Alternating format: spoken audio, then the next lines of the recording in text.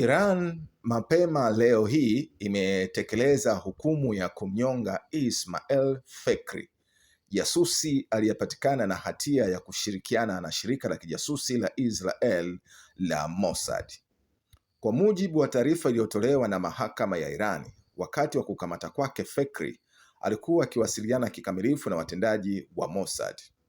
Kwa mujibu wa kituo cha habari cha idara ya mahakama, Fekri amenyongwa Jumatano hii asubuhi kufuatia mchakato kamili wa kisheria, ikiwa ni pamoja na kesi, rufaa na uthibitisho wa mwisho wa hukumu na mahakama ya juu ya Iran.